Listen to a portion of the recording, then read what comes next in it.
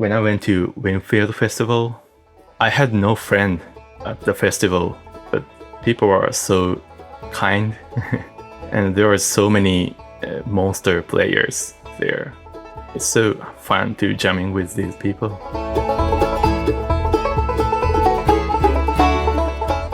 Hey, what's up, everybody? Hope you're all having a wonderful day. Welcome to the show. I'm Keith Billick. This is the Picky Fingers Banjo Podcast. Really happy to have you join me here. And you know what else I'm happy about is getting to play music. Me and a bunch of my friends, we have all of our shots, not the rabies shots. We need those too probably, but you know what shots I'm talking about. And I've just been able to play a bit more music lately. And as it turns out, I like it and I think it's fun. And I highly recommend that all of you do the same thing. Very cool to be able to get back out and do more of that again. Another thing I'm really happy about that represents another back to normal kind of indicator is that I get to go to Nashville next week to do a bunch of interviews that you will get to eventually hear. And really excited about that, even though I haven't done the interviews yet. I'm sure they will be great. And I'm already excited for you to hear them. And it's going to be a bunch of players who you likely know, maybe a couple who you don't. And, you know, I even might have 1 or 2 extra time slots available. So if any of you are really, really itching to hear somebody being interviewed that you know lives in Nashville, shoot me an email and give me that recommendation. pickyfingersbanjopodcast@gmail.com. And who knows, if you let me know soon enough, maybe I will be able to squeeze another 1 or 2 into my schedule. So yeah, I'm really excited to get out of town, do some in-person interviews, and be able to share those with you. Now, of course, that email address is not limited to this situation. You're welcome to use that for any sorts of feedback or comments or questions about the podcast. Shoot me an email. Love hearing from y'all. Some of the best emails I get are alerts from when I have new supporters of the show, and that can come in a few different forms. One way to support the show, go buy some merch at banjopodcast.com. There are very cool t-shirts for you to order. There are stickers, and I think you'll really like what you see. You've seen all the cool kids wear these things on social media, so get a t-shirt for yourself, guaranteed to improve your playing and your social status among your friends and peers. Another great way to support the show is by becoming a Patreon supporter by going to patreon.com/banjopodcast. And for as little as $1 a month, you can directly support this show and ensure that we have banjo playing interviews to listen to for years to come. And today we have a very special Patreon supporter to acknowledge for his generous contributions. And that Patreon supporter is Fred Schroeder. Fred moved to Charleston, South Carolina at the beginning of the pandemic. So he's down there busking around looking for folks to play with. He said to give out his email. So if anyone in Charleston, South Carolina wants to pick with Fred, go ahead and email fredbluegrassjam@gmail.com. Fred's a cool guy. We've been seeing each other on the VIP Lounge video meetups for other Patreon supporters, and that's another thing you can learn about when you go to that page. So give Fred a shout. Go visit the Patreon page, patreon.com/banjopodcast.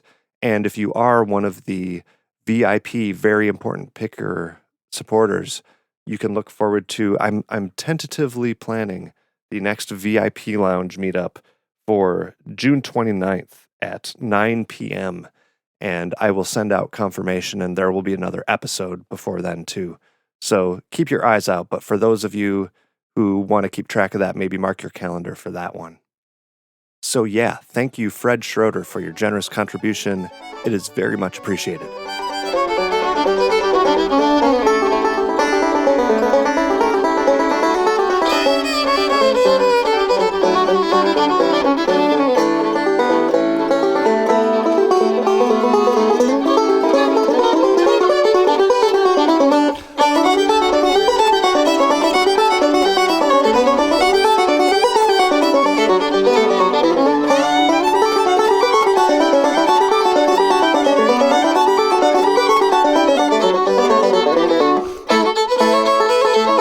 Today's featured guest is the fantastic Japanese banjo player Takumi Kodera.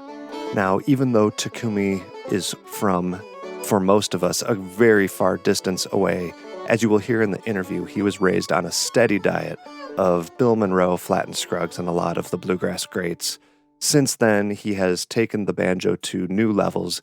He has won second place in the 2018 Winfield Banjo contest, has gone on to record a solo album and several other albums with his band called Thompson the Fox, which is a very unique blend of instruments, including lots of banjo and xylophone unison lines. You'll hear all about it on the interview.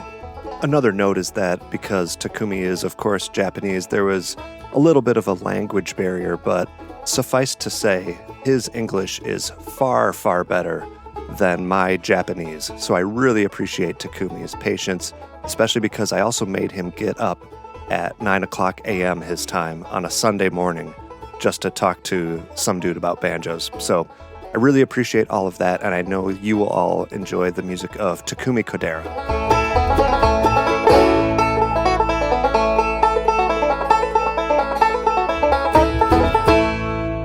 Takumi, hello, how are you?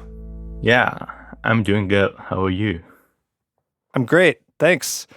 Thanks for taking the time and arranging the time zone changing. It's my pleasure. It's 9 in the morning of Sunday. Perfect way to wake up is with talking about banjos, right? Yeah, right. Cool.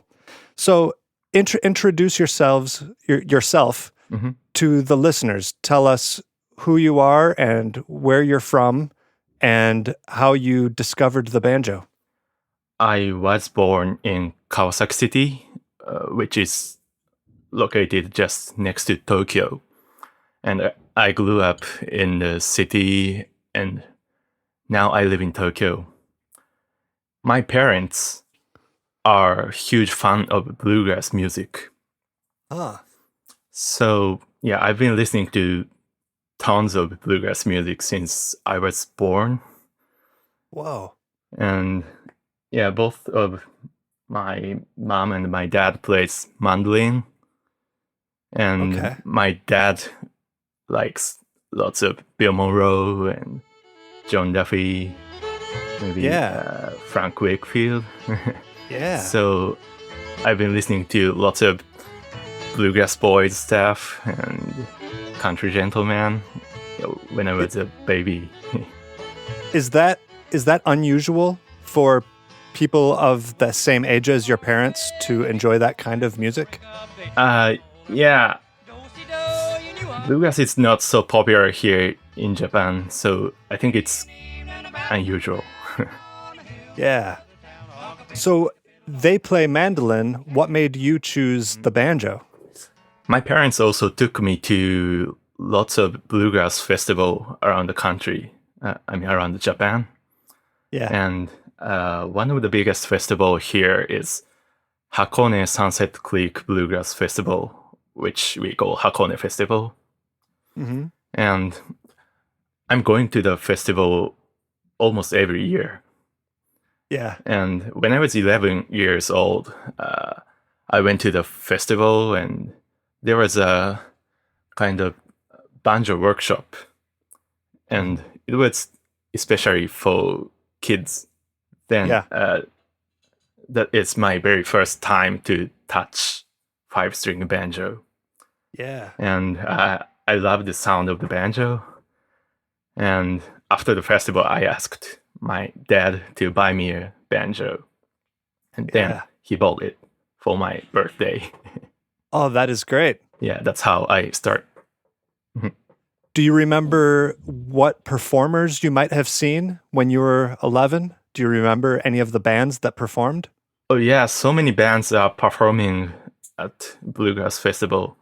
Yeah, it's a Bluegrass Festival in Japan, so many Japanese bluegrass bands there. Oh, that is great. Mm-hmm. And so when you started playing, who were your favorite players to listen to and to learn from? That's kind of tough question because there are too many to say. But yeah, The biggest one must be Earl Scruggs, Yeah. because when my dad bought me a banjo, he also bought me the Scruggs book. You know the black one? Of course. And he also bought me 2 CDs, banjo CDs. It was Foggy Mountain Banjo and Foggy Mountain Jamboree. Yeah. So I learned how to play by Scruggs book and listening to Fratton Scruggs. So Earl Scruggs is the biggest influence on me. Oh, that's great. You have very good good parents to have given you all the right things. I think so. When did you notice you achieving your own style at the instrument, and what did you work on the banjo to develop your own style?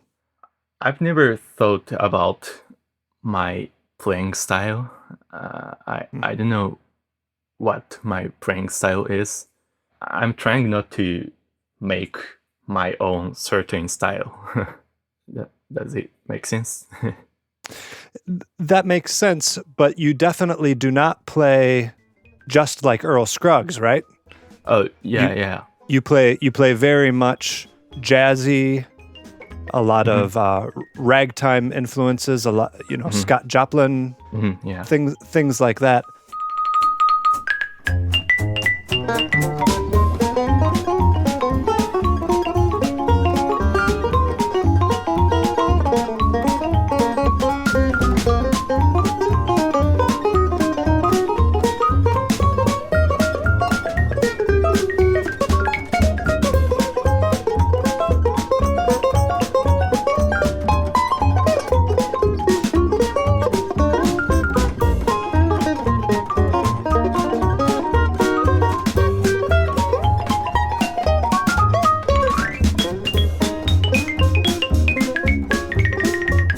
So how did you work on including those things and combining them with the Earl Scruggs music?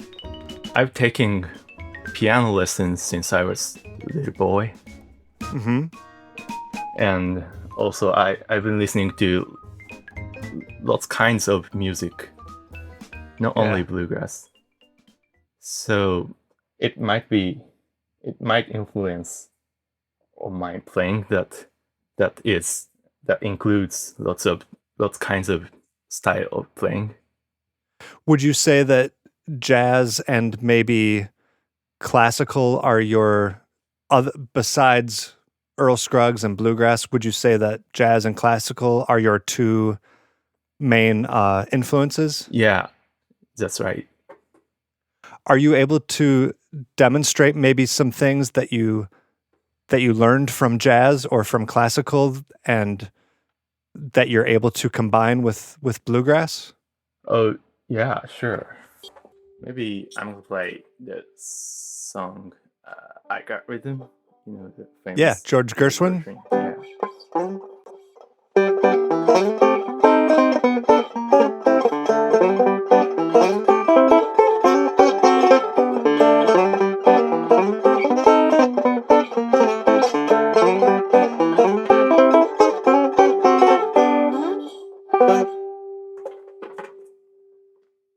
Yeah, I started to learn jazz when I was 16 or something.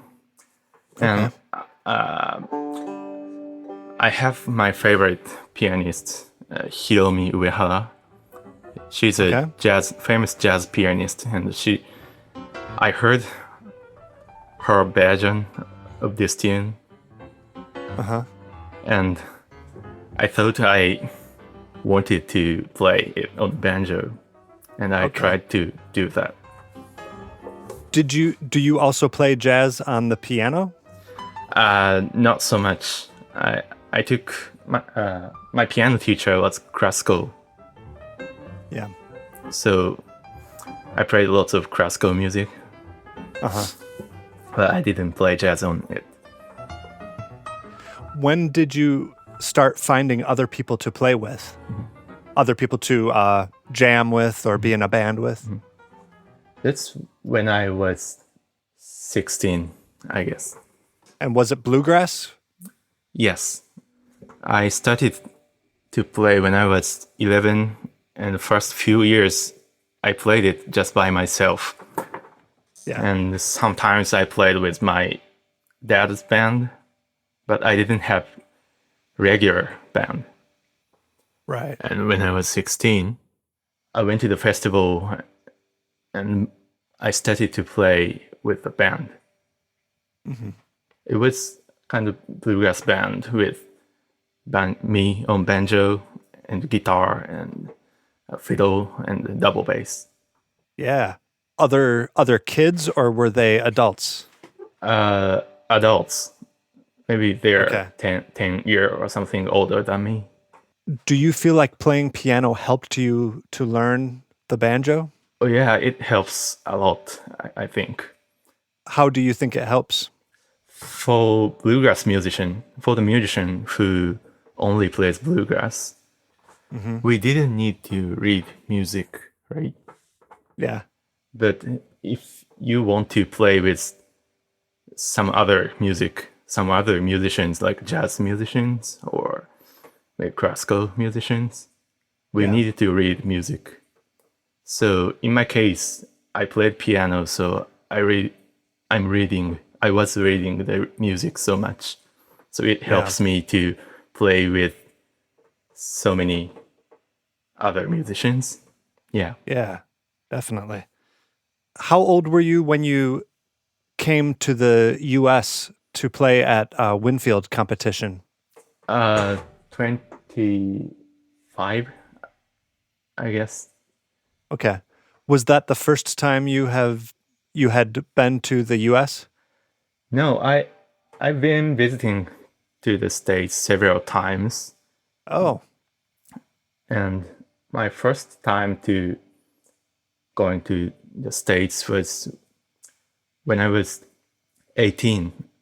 I went to the Oklahoma International Bluegrass Festival. interesting.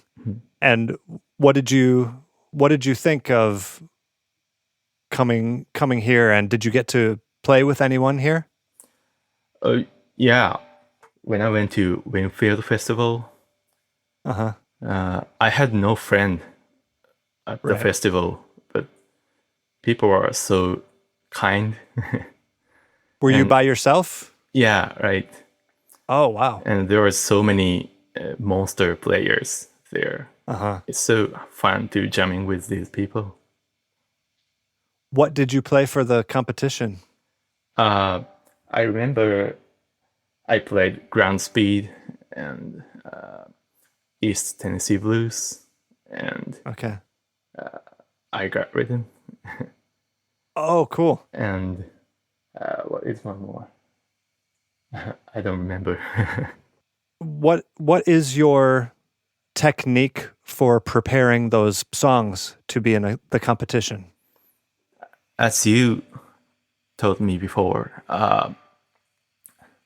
the using scrag style and melodic style and single string style at the same time. Mm-hmm. And how about I also see you have a T-shirt from the Station Inn. Oh yeah, You have been there too? yeah, right. I was touring to the States with the bluegrass band called Blue Side of Lonesome. Okay. It's Japanese bluegrass band, and we Okay. played at Station Inn too. Oh, how was that? Yeah, that was great. It was one of my dreams to playing there. Oh, that's so great. Yeah, mine too. Hey everyone, Keith here. I was just chilling in my backyard studio again and thought I need to tell everyone about our great sponsors. The first is Peghead Nation. Peghead Nation is a streaming site to take courses in banjo, guitar, mandolin, fiddle, dobro, upright bass, uke, and through those courses you can learn bluegrass, old time, and plenty of other styles from some of the best instructors in all of roots music. Pegheadnation.com features a great lineup of banjo instruction. Here are some of the courses. Beginning Bluegrass Banjo with Bill Evans. You know him. He also teaches Bluegrass Banjo. You can learn Clawhammer Banjo with Evie Layden. Wade Ward-style banjo with Bruce Molsky, the banjo according to Danny Barnes, or contemporary bluegrass banjo with Wes Corbett. Now, each of these courses include high-quality multi-angle video lessons, downloadable notation and tab, play-along tracks, and plenty of tunes and songs to play. And the bonus feature of these is that just by being a listener of Picky Fingers, you can get your first month free. Just go to pegheadnation.com, use the promo code PickyFingers at checkout, and you'll get to sample any of these for absolutely free. Picky Fingers is also brought to you in part by Elderly Instruments up in Lansing, Michigan. We all know that it's so much cooler to support small independent businesses, and it really helps out when that independent business also happens to be the most knowledgeable and trusted source around for new, used, and vintage stringed instruments. And I'm talking, of course, about Elderly Instruments. They've been family owned and operated since 1972, and you can go to elderly.com to check out their wide selection of all stringed instruments. We're talking all the banjos and banjo accessories and learning products that you could ever want. But if you happen to have a hankering for, let's say, electric guitar, acoustic guitar, fiddles, ukes, mandolins, they have all that too. So once again, just go to elderly.com or give them a call at 517-372-7880 to talk to one of their knowledgeable sales representatives. You know, I keep bragging about Michigan, but it's hard not to. If you drive from where a lot of the Motown records were recorded and you drive toward Kalamazoo, which is where all those pre-war Gibson banjos were made, along the way you get to Battle Creek, which is the home of GHS Strings, another sponsor of the show. You know, even those pre-war Gibson banjos don't sound like much without a good set of strings on them. And GHS are some of the best, and you know that they're some of the best because they're the ones chosen by players such as Bela Fleck, J.D. Crowe, Sonny Osborne, and me. I've been a user of their PF-145 banjo set for quite a few years, and if you need strings for your guitar, mandolin, or any of those other instruments, they're going to have that too. So check out ghsstrings.com for their full selection. And how about now in Japan? I know that there are some people who are into bluegrass, but what is it like there? Are there lots of people to jam with and a lot of places to play gigs? It might be, yes. Yeah, we have lots of places to play bluegrass, and we have so many bluegrass festivals. Yeah, some people says Japan is second largest bluegrass country in the world. And I think it might be yes. But it does not mean it's popular music. No. Right. It's not popular here either. You know, it's not on the radio very much, except for special stations that will play it. So it's not too popular, but probably more popular than other places. Yeah, no one. I started to play when I was 11, but no one in my school knows about banjo. Yeah, sometimes I told my friend that I'm playing guitar. Oh, wow. They wouldn't even know what it is? Yeah. Oh, that's funny. That means it's a good opportunity for you to educate them. Yeah. I'd love to. Let's talk about some of your recordings. I really love your Sunset Glow album. Oh, thank you. Thank you for saying so. Yeah, it's really good. Are those mostly your compositions? I know that there is Forked Deer and the piano, the classical piece, and then also... I'm Blue and Lonesome. Right. Besides those, are those all your compositions? No. Half of the album I wrote tunes, and half of the album it's cover. Oh, okay. When you write a composition, what do you have a technique for composing a piece of music?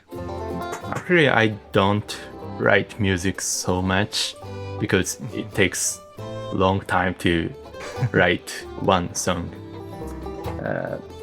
Usually, when I come up with some idea, I'm recording these ideas on my phone. Okay. So when I compose, I listen to my voice memo and put it together. And after I write song, I don't play it in a while. And a few months later, I listen it back and modify the detail. Oh. You know what I mean? Yeah. So when you don't play it for a while, Yeah. that's so when you listen to it again, it's very fresh for your ears. Yes, exactly. Okay. So Very that's why interesting. it takes a long time. Yeah, definitely. I really like the tune called Lollipops. Oh, thank you.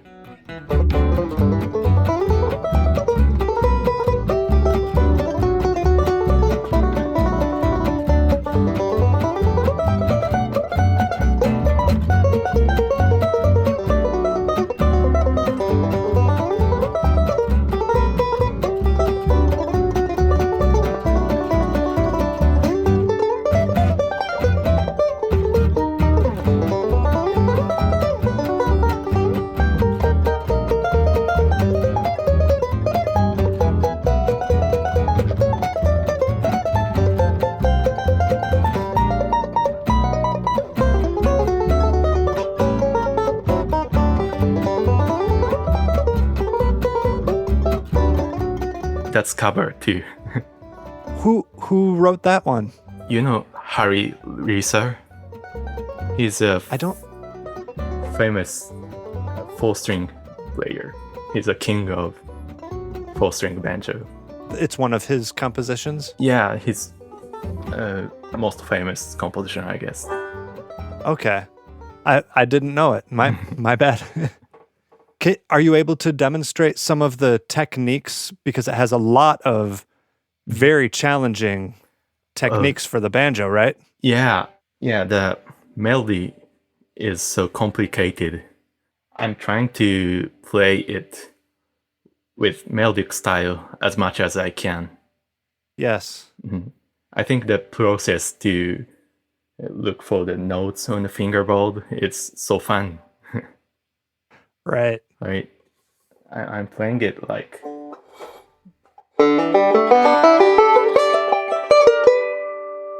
This is the first part. The range is so wide, but I tried to play it with melodic style. Right. But and then there are a lot of triplets also, right? Yeah. And how do you play those? Maybe...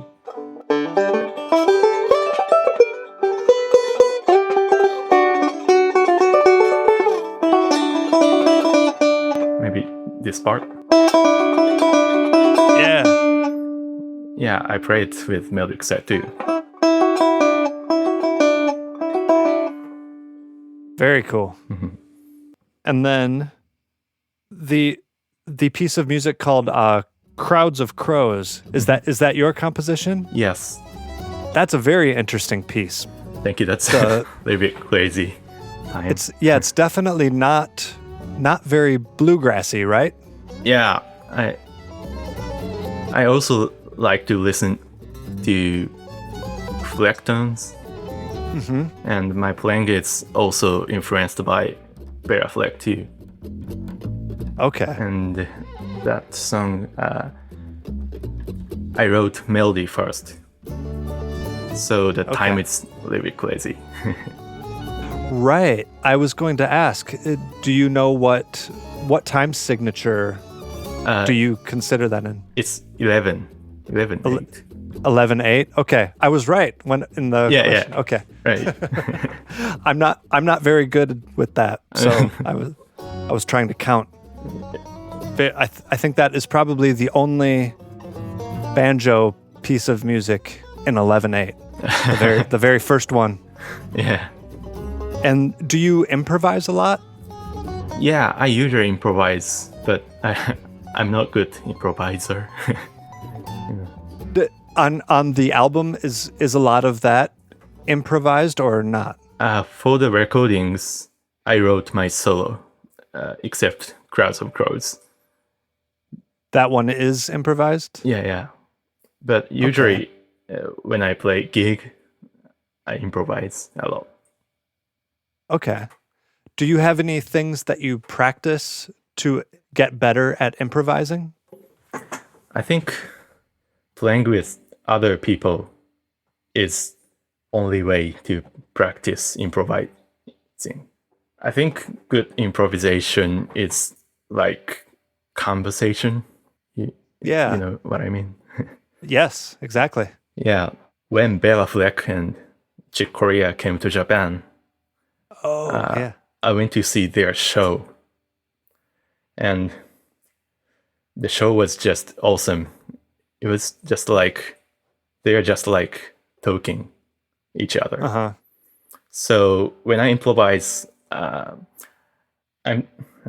trying to be careful to listen to other people and getting inspiration from them, and then improvise myself. I also saw Bela with Chick Corea. Oh yeah. And I have seen Bela a lot of times, and you can tell by hearing his playing if he is being pushed to challenge himself. You know, sometimes he's not as very challenged, but with Chick, the whole time he was very much pushed to challenge his playing. Do you know what I mean?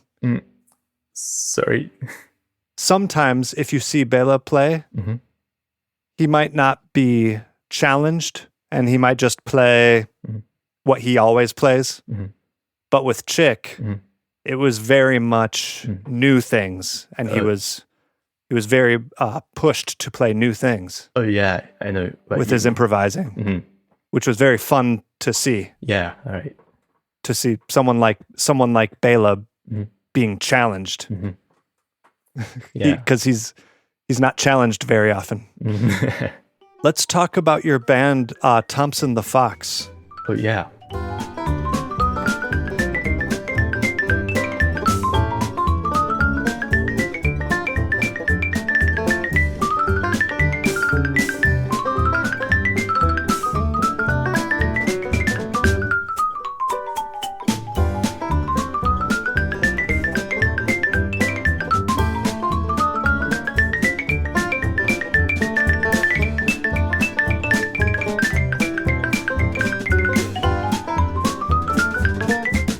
How did you find all of those musicians? Because it's kind of an unusual combination, right? Yeah, right. Thompson the Fox is me playing banjo, and Rie Koyama, she's playing xylophone, and Akihide Teshima plays double bass, and Tomohito Yoshijima playing drums. We are quartet. But the combination is quite unusual. Yeah. And have you ever heard the place called Rocky Top? Yeah. I see videos, and there's always the sign. Oh yeah. behind the musicians. Yeah, it's one of the famous bluegrass venue in Tokyo. It's very similar to Station Inn. Yeah, right. Someone says it's like Japanese Station Inn. Yeah. And I used to work as a staff there. Oh, okay. And the xylophone player, she's also working there. So okay. So I met her at Rocky Top for the first time. And soon after we met, we started to play together. Then we found the combination of the sound of banjo and xylophone. It's great. Yeah, it's really incredible. And the two of you, did it take a lot of work to get to play the pieces of music the exact same way? Because it's very impressive that both of you are perfectly matched with the notes that you play. That must have been pretty difficult? Yeah. After I started play with her, I started to learn xylophone ragtime tunes a lot. And she's also working on some fiddle tunes. Oh, really? Yeah, I would love to hear that. yeah. She transcribed Stuart Duncan solo on Tiger Rag, and that was impressive. Is there a recording of him playing Tiger Rag? Oh, it's. I remember it was a YouTube video. Okay, I've not heard that, but that would be very cool. Is the range, is it similar for xylophone to banjo, or is xylophone a bigger range? Do you know what I mean? Range is low note to high note. I know what you mean. Okay. It's exactly the same. Both of we have only high notes, high range. Yeah. Right. We didn't have low note. So I asked double bass player to join us and drummer to join us, and we started to play together as a quartet. How do you, when you are trying to get gigs with Thompson the Fox, what does it say for what style of music you play? Yeah, that's quite difficult. But I'm saying it's contemporary ragtime. Okay, very good. So you don't call it bluegrass at all. It's not bluegrass, but yeah, many people. Sometimes we play bluegrass tune, but I'm not sure it's bluegrass or not. Probably not, but it's okay. A lot of people, if they hear banjo, they will think it's bluegrass no matter what, and they still let you play at Rocky Top, even though it's not bluegrass. Yeah. Do you still work there? No, I don't. Okay. I think another thing that makes Thompson the Fox a unique sound is that all of the instruments are very percussive and not very much sustain. Oh, yeah. Do you know what I mean? Yeah. So everything sounds just very. It's just a unique sound. You have good ear. Right. Well, yeah. That's what we're thinking about too. Both of banjo and xylophone have only short note. We doesn't have sustain. Exactly. So we need to play lots of notes. You do play lots of notes. So that's the sound of Thompson the Fox, I think. Yeah, it's a very fun sound, definitely. So that's your strategy, is to just play lots of notes to make up for what you have? It depends. Yeah. Sometimes I play lots of notes, but sometimes I play nothing. Let me ask you about your instrument. What kind of banjo do you play, and what do you like about it? I'm not such kind of banjo guy, you know. Okay. I don't know so much about instrument, but I'm playing the banjo I'm playing is Rich and Taylor. It's Terry Balcom signature model. Okay. And it was built in 1994, made of walnut. Yeah, I like this sound of walnut. How would you describe walnut compared to mahogany or maple? Why do you prefer that? It's kind of warm, you know. I can play hard driving bluegrass, and also I can play more warmer, jazzy things on this banjo. That's why I love this instrument. Very versatile. Versatile, sorry. Versatile means it can do a lot of things. Yes, exactly. Yeah, not only one thing. Very good. How about your preferred? Because all the listeners for the show, They play banjo too. So tell them what your favorite picks are, and strings, and bridge, and tailpiece. I'm using Vintage National Oval 8, which I cool. got from BB Bounce when she came to Japan. Oh, that's so great. Yeah, I love them, and my thumb pick is quite weird.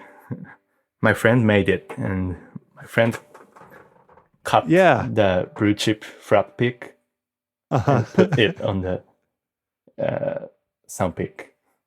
Yeah, is that a Golden Gate thumb pick? Yeah. So yeah, it's a Golden Gate thumb pick, but somebody has cut a blue chip. Yeah. Right. And glued it onto the blade. Right. And is that because you like the feel of the Golden Gate and you didn't want to change?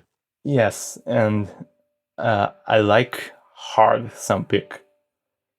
Mm-hmm. Harder is better because when you hit the string, it's so easy to control the timing if you use the hard thumb pick.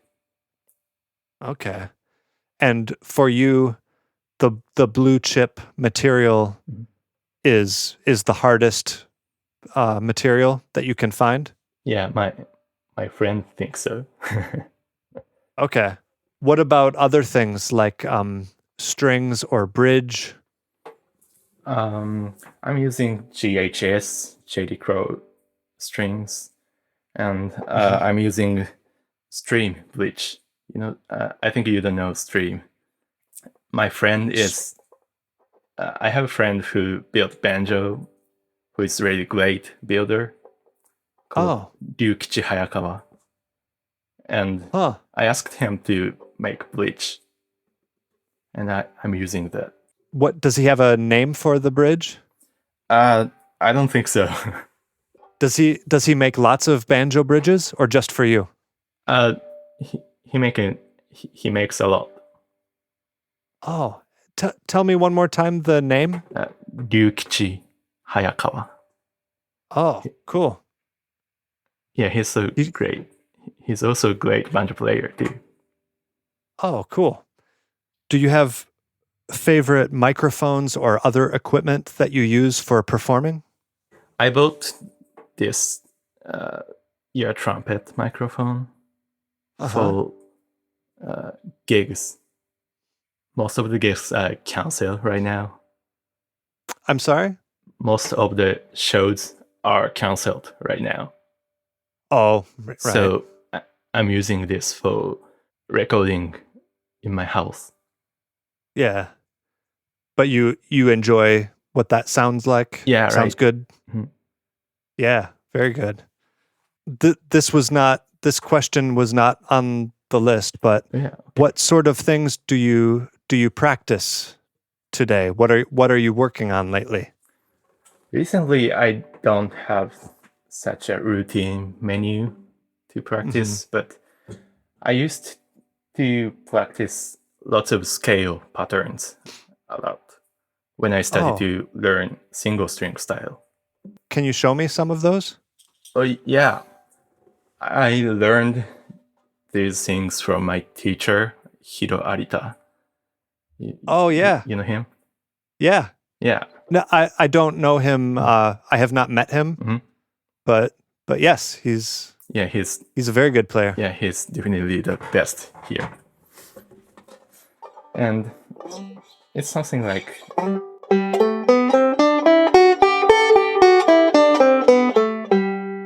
It's just a G major scale for beginners.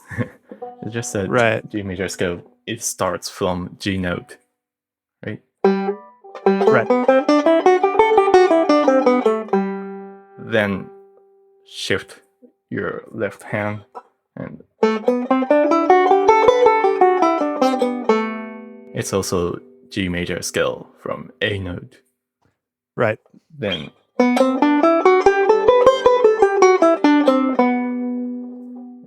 from B note. Then sorry.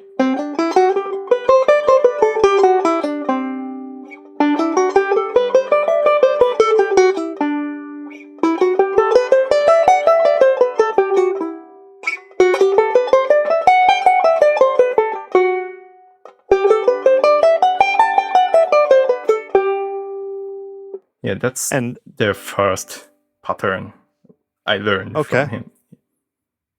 are there more patterns that you feel helped you to learn single string style? Oh yeah, I said I took piano lessons, Mhm. and you know Hanon book. I don't know. It's the Hanon book has lots of ideas for practicing scale for pianists, Okay. and most of What classical pianists. what is the title? Hanon, Hanon? Hanon. Oh, I don't know it. Mhm. No. So I tried to play Hanon on on the banjo, like Oh yeah, what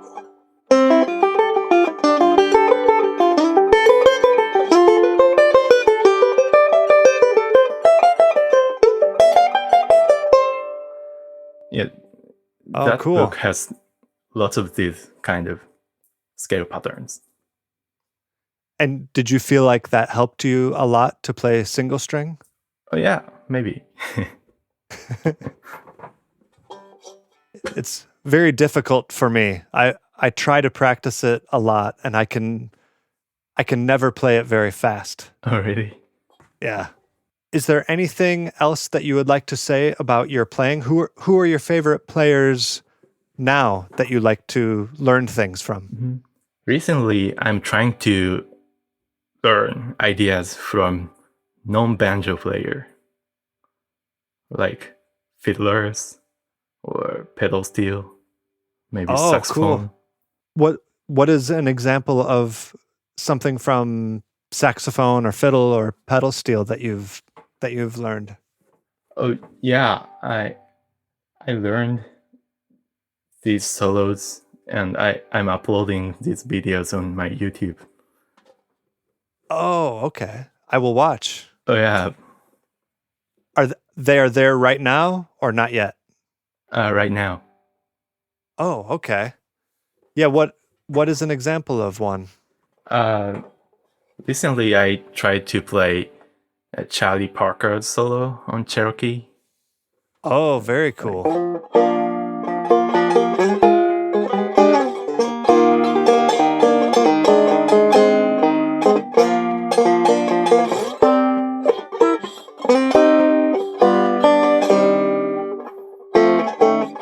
maybe. Yeah, very cool. What is your technique for learning those? Do you slow them down with the computer? Oh yeah, right. I don't. I'm trying not to use score. Oh, right, the music. Yeah, the written music. Yeah, I'm just trying to learn it by ear. Yeah. Charlie Parker is very challenging Yeah. to because there are no frets Mhm. on the saxophone. Yes. He has all these Yeah, and, but yeah, the range is exactly the same right. with banjo and alto saxophone. Alto sax. Yeah. I've found that too. Mhm. What should people expect if they love bluegrass and they come to Japan? Do people they should go to the Rocky Top, I assume? Yeah, they they are not doing show right now because of this pandemic, but they used to. There used to be bluegrass gig almost every night at Rocky Top. Oh, wow. Yeah. Is it typically very traditional bluegrass or lots of different things such as Thompson the Fox?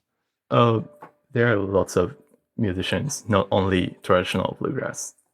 Basically, if it is acoustic music, Yes. then it's okay. Sometimes it's country. Okay, okay. And when did BB come? Was this Mile 12?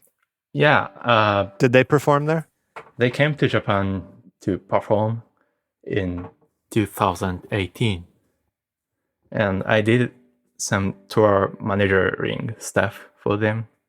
Oh, very cool. Yeah, BB is very good. She's one of my favorites. Yeah. She's so great. I like Yeah. her too. Do you have plans to visit the US maybe after after pandemic is over? Oh yeah, I would love to. I'd love to tour the states with Thompson the Fox. Oh, that would be Yeah. very cool. Mhm. Is that something that the other people in your band, they would want to do that too? Yes, exactly. Oh, very cool. Let me know if you do it, and if you are anywhere close to me, I will come see it. Oh, thank Definitely. you. Do you have a website for you or Thompson the Fox?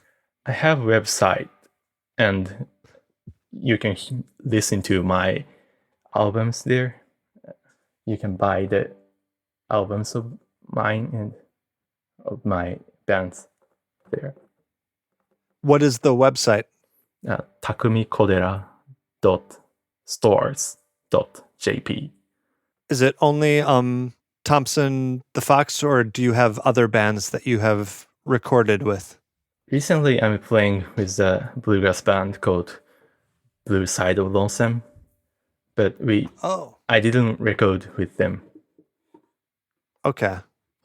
So Sunset Glow, and then Thompson the Fox has two? Yes, we have two recordings? albums. First one is called Foxology, Uh-huh. and you can listen to it on Spotify or Apple Music too.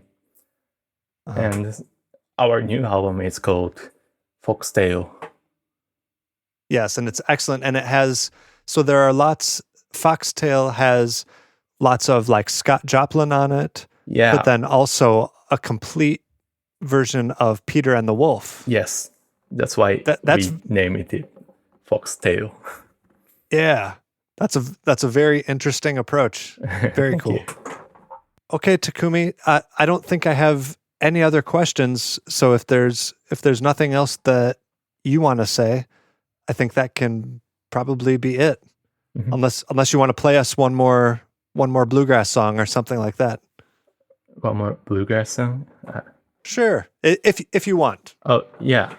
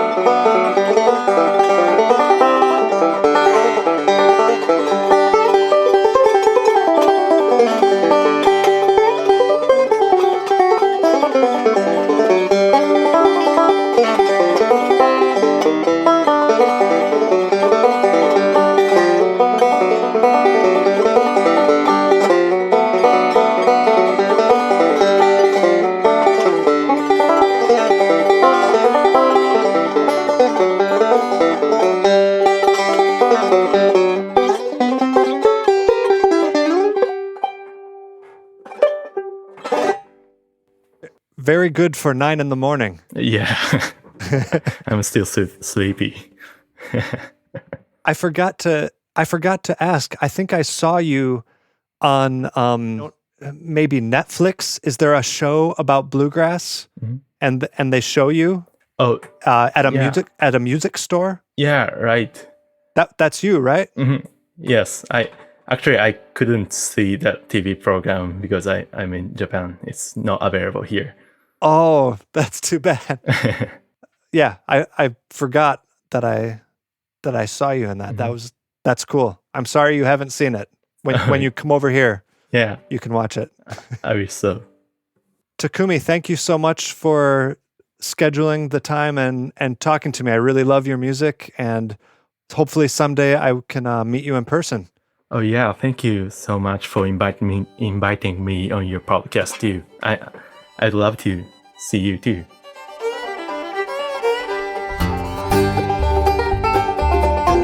Thanks for tuning in to this episode of the Picky Fingers podcast featuring Japanese banjo virtuoso Takumi Kodera.